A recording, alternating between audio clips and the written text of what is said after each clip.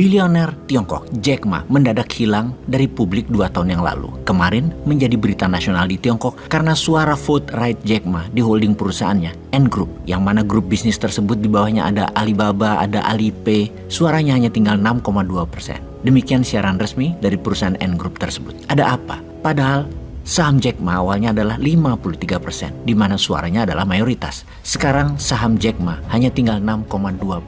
Rupanya pelajaran kepada Jack Ma oleh rezim otoriter Xi Jinping di tahun 2020 berlanjut, di mana awalnya di tahun 2020 Ant Group berencana akan listing di New York Stock Exchange, melepas 5 triliun saham senilai lebih dari 25 billion dolar, yang mana angka tersebut merupakan jumlah uang dana publik terbesar di sejarah dunia. Bukan hanya di Tiongkok saja, bukan di New York Stock Exchange saja, namun di dunia. Ant Group nilai sahamnya akan dilepas ke publik terbesar dalam sejarah ekonomi dunia. Namun the last minute, peluncuran IPO tersebut, Ant Group disuspend oleh pemerintah Xi Jinping perizinannya, di mana sebelumnya Jack Ma mengkritik sistem keuangan Tiongkok dengan memberi julukan pawn shop mentality, atau bahasa Indonesianya mentalnya sistem keuangan Tiongkok seperti tukang gadai. 10 hari setelah Jack Ma mengatakan hal itu, Ant Group izinnya dibekukan pemerintah Tiongkok, dan keesokan harinya Jack Ma menghilang dari publik, menghilang dari rumahnya, dan menghilang dari perusahaannya. 6 bulan setelah dirinya menghilang, Jack Ma diketahui ada di rumah keluarganya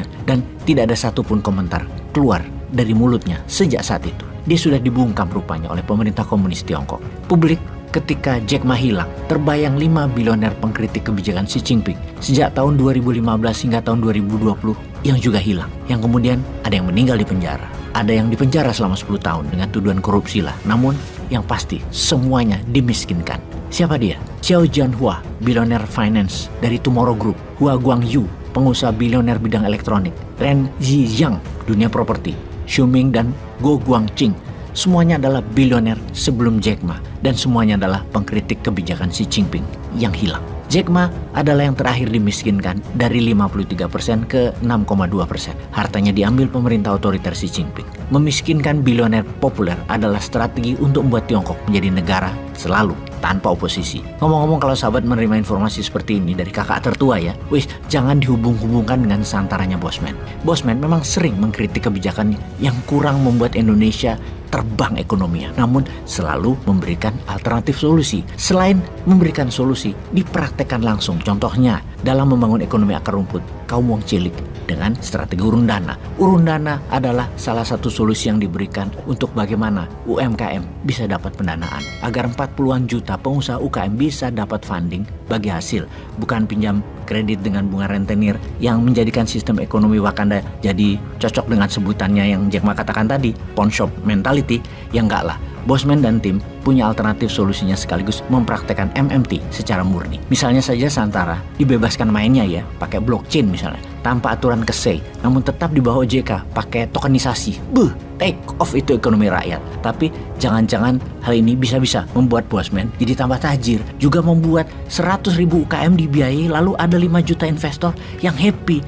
Walau mungkin ada 2-3% penerbit nanti akan bermasalah, masih lebih bagus lah daripada bursa IDX presentasinya di mana lebih dari 15% tidak perform.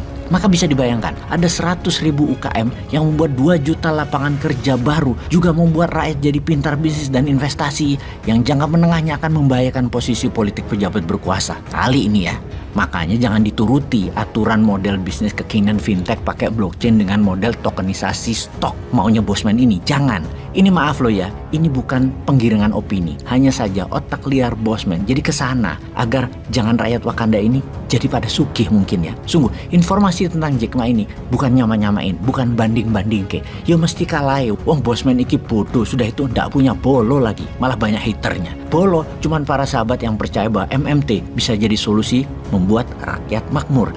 Ngarep dipermudah semua strategi bisnisnya, namun sejauh ini masih belum lincah dan dibatasi regulasinya. Bukan seperti Tiongkok loh pemerintah sekarang ini, bukan. Pejabatnya mau melindungi investor agar rapi administrasi, tapi jangan macam-macam itu usaha urun dananya. Ikuti aturan walaupun kuno tapi aman, itu di otak mereka, ya nggak apa-apa. Yang jadi kepikiran kenapa karakter Mardigu yang dikesankan disemprit. Tapi ya nggak apa-apa juga sih.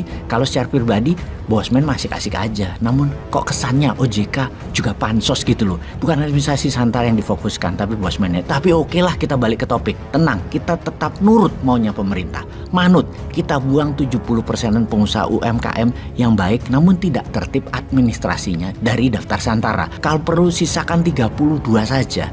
Lalu bagaimana solusi membantu UKM yang pasti tidak akan jalan dengan baik urun dananya kalau setelah investasi di urun dana tadi tidak ada bursa sekunderinya. Ada sih, namun dibatasi jendelanya. Hanya ada 2 minggu setiap 6 bulan yang membuat banyak uang investor tidak berputar cepat. Kenapa ya tidak diizinkan SCF urun dana secondary marketnya transaksi harian? Kenapa ya? Uang di SCF milik investor ada 2 cara dapat uang. Pertama dari dividen dan kedua dari capital gain di bursa secondary seperti layaknya IDX. SCF urun dana administrasinya ikut model IDX namun exit plan-nya nggak ada secondary market. Ya investor teriak menyalahkan penyelenggara SCF, menyalahkan Santara. Ya wis lah, jadinya emang begitu. Lama-lama ya kita sebagai pengusaha SCF bunyi juga. Ini semua karena sistem dan model bisnis belum dipahami pejabat otoritas. Namun ada baiknya ke depan semua buka hati, lapang hati, dan semua menomorsatukan rakyat, menomorsatukan UKM, menomorsatukan investor, dan memudahkan administrasi semuanya. Itu yang penting. Semua biar bisa dagang, penyelenggaranya, dananya, dan lain sebagainya.